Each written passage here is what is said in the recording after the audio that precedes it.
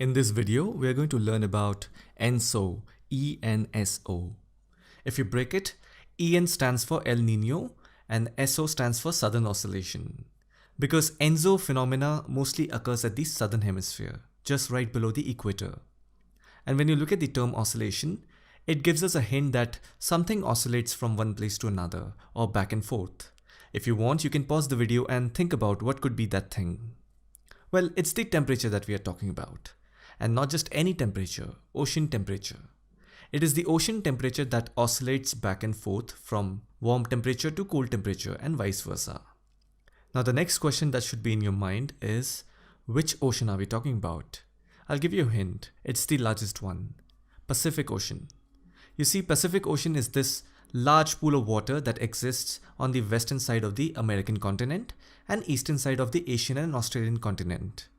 This large pool of water gets intensely warm due to the fact that it exists right at the equator. And we all know that the equatorial region receives great amount of sun rays all throughout the year. So far we have learned what and where ENSO takes place. Now it's time to know how it all happens. To understand how ENSO occurs, we will need to break it into 3 phases.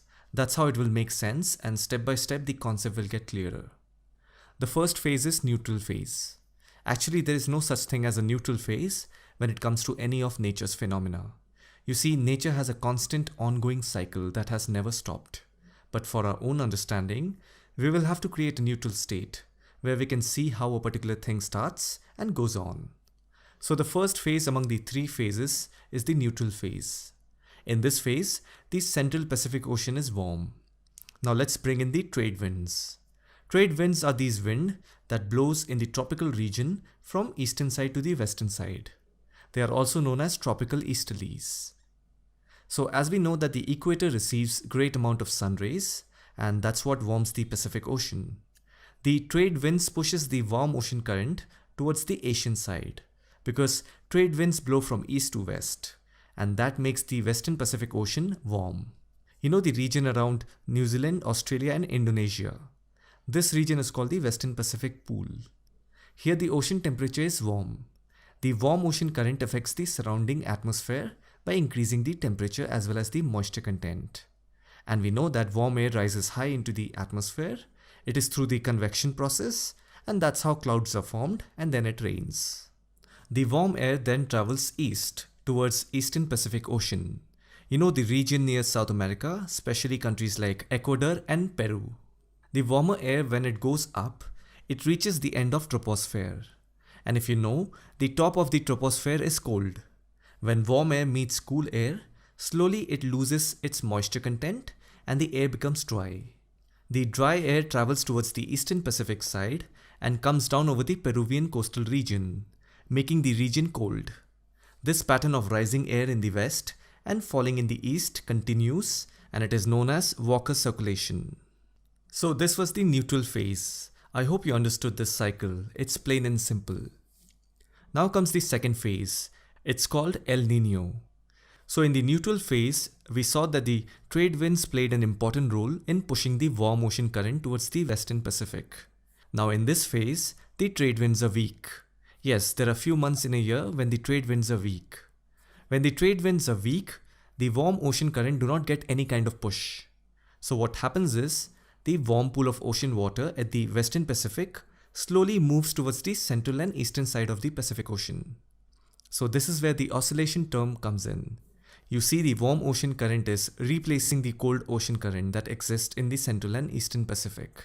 When I say replace, what I mean is that the cold water is dense and it settles down in deep ocean, and warm water goes up and takes over the surface of the ocean.